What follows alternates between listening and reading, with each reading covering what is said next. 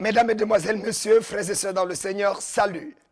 Je suis le docteur Dionedor Kamdemnunga, pasteur principal des églises Mission Royale Ange de Nazareth, cathédrale de la foi du côté d'Abidjan, en Côte d'Ivoire. Par la grâce de Dieu, il a plu au Seigneur de se révéler à moi en 1988. J'étais encore un jeune enfant. Le Seigneur m'a visité et où j'étais déclaré cliniquement mort. Et pratiquement ma famille s'est préparée à acheter le cercueil pour aller m'enterrer. C'est à ce moment que j'ai une vision et le Seigneur s'est révélé dans cette vision et m'a dit: je te ramène à la vie pour annoncer ma parole. Tu dois prêcher ma parole et me servir en affectant 120 nations et en conduisant 100 millions de personnes à moi avant 2050. Nous sommes aujourd'hui à plus d'une trentaine de millions affectés par la grâce de Dieu et nous voulons célébrer Dieu pour ça. Plus de 48 églises implantées en Afrique, en Europe et également en Amérique. Nous célébrons Dieu pour ce qu'il a fait. Et nous voulons lui dire merci pour sa grâce et pour sa bénédiction dans nos vies.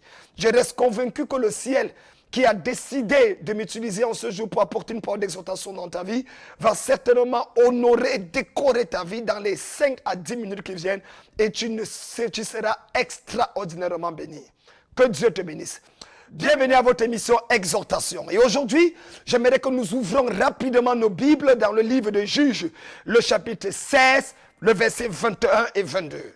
Juges, chapitre 16, verset 21 et 22. Il est écrit: les Philistins le saisirent et lui crevaient les yeux. Il le fit descendre à Gaza et le liait avec des chaînes d'airain. Il tournait la meule dans la prison. Cependant, ses cheveux recommençaient à croître depuis qu'il avait été rasé. Bienvenue à votre émission Exhortation. Ouvrons nos Bibles, s'il vous plaît, dans le livre de Juges, le chapitre 16, le verset 21 et 22. Il est écrit: les Philistins le saisirent et lui crevaient les yeux. Il le fit descendre à Gaza et le liait avec des chaînes d'airain. Il tournait la meule dans la prison. Cependant, ses cheveux recommençaient à croître depuis qu'il avait été rasé. L'exhortation d'aujourd'hui est intitulée « Tes cheveux sont en train de croître ». Tes cheveux sont en train de repousser. Tes cheveux sont en train de repousser.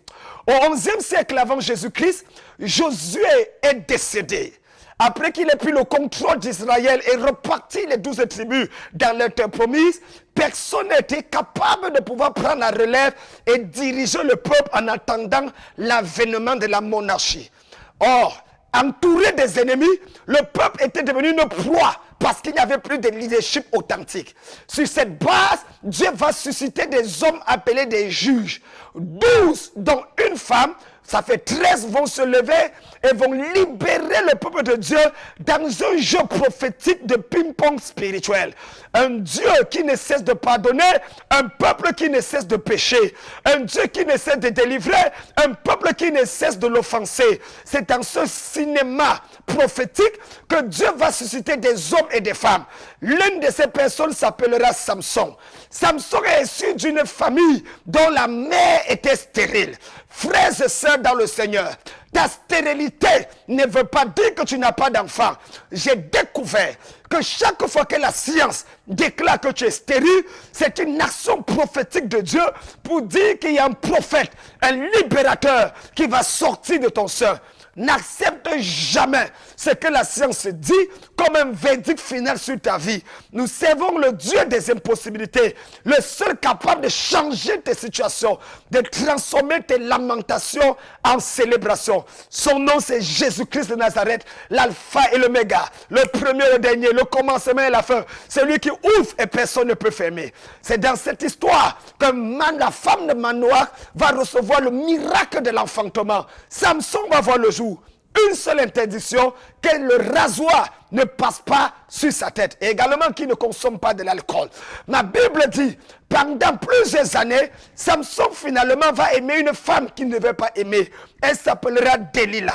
Et lorsqu'elle sera sur les genoux de Delilah, ses cheveux seront coupés. Méfiez-vous des genoux de Delilah.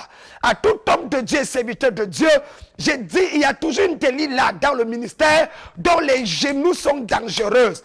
Ils sont capables d'enlever l'onction, la grâce et l'alliance que Dieu a placée dans ta vie. Ma Bible dit qu'il rasa Samson. Et Samson, quand à l'approche des Philistins, pensait qu'il allait réussir à se délivrer comme d'habitude. Mais la Bible souligne, il ne savait pas que l'Éternel s'était retiré de lui. La tragédie de la vie, c'est Dieu se retirant de toi sans que tu ne le saches. Continue à opérer comme si tu étais avec Dieu, alors que tu n'es plus avec Dieu. Continue à prêcher, continue à parler, continue à évangéliser, alors que la crainte de Dieu, alors que l'alliance avec Dieu n'est plus là. Ma Bible dit que les Philistins le saisirent et il fit 5 choses. Numéro 1, il le saisit, c'est-à-dire il l'immobilisait. Frères et sœurs dans le Seigneur, c'est un danger d'être immobilisé par ses ennemis. Samson ne faisait plus ce qu'il voulait parce qu'on l'avait saisi, on l'avait immobilisé. Je ne connais pas les forces mystiques qui t'ont saisi, mais je te libère au nom puissant de Jésus. La deuxième chose qu'il fit, il lui crevait les yeux. Ça parle de manque de vision. Combien d'enfants de Dieu sont devenus aveugles spirituellement? Il n'y a plus le discernement. Il n'y a plus la perception des choses spirituelles. Je ne sais pas à qui je parle, mais tes yeux sont crevés. Tu n'as plus la capacité de voir à quoi ressemble ton avenir. Tu ne sais même plus où tu es. Tout est noir dans ton mariage. Tout est noir dans ton environnement. Ça fait longtemps que tu cherches le travail, tu ne l'as pas. Parce que c'est ténébreux. Par la grâce de Dieu, le Dieu qui donne la vision à ceux qui n'avaient pas de vue, le Dieu de Bartimée va recouvrer ta vue dans le nom précieux de Jésus-Christ. Numéro 3, la Bible dit qu'il le fit descendre à Gaza.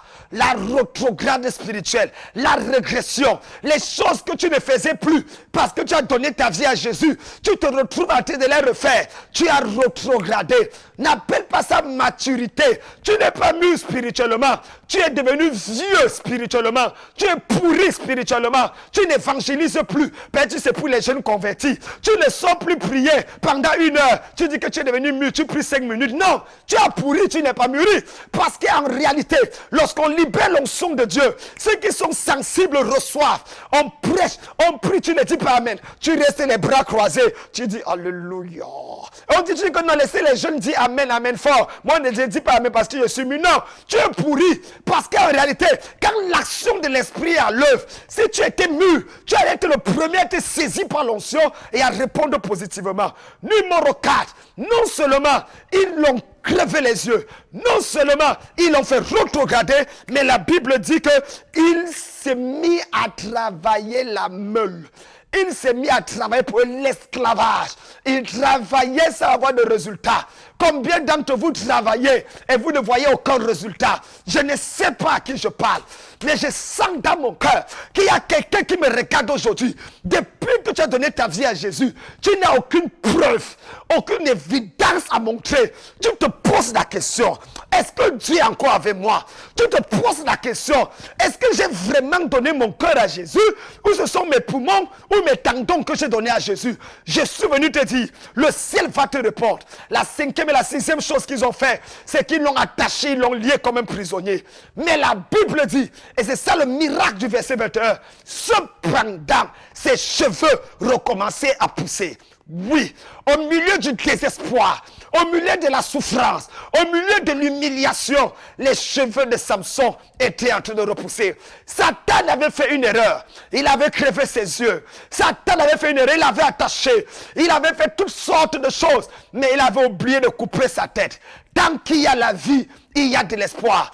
Ma épouse disait, la tragédie de la vie, c'est ce qui meurt à l'intérieur d'un homme encore vivant. Ses cheveux étaient en train de repousser. Je ne sais pas là où tu es attaqué. Je ne sais pas ce que l'ennemi a fait, mais tes cheveux sont en train de repousser. Je vois quelque chose sortir de toi. Il y a un espoir. Jésus est l'espoir de ta vie. Jésus est le Seigneur de ta vie. Si tu lui fais confiance, comme Samson, si tu cries à Dieu, oh Dieu, pour cette fois exauce-moi, j'ai la garantie. Et je parle à 2850 personnes. Le ciel va te répondre dans les 48 heures qui viennent et ta vie va changer. Tes cheveux sont en train de repousser. Il n'est pas trop tard. Ton Dieu n'a pas dit le dernier mot. Agenouille-toi, parle-lui et en te relevant, tu verras la grâce couler dans ta vie et l'espoir va renaître dans le nom précieux de Jésus-Christ. Docteur Djenedo Kamdem Nunga, Mission Royale Ange de Nazareth, Cathédrale de la foi Abidjan, je vous aime. Que Dieu vous bénisse.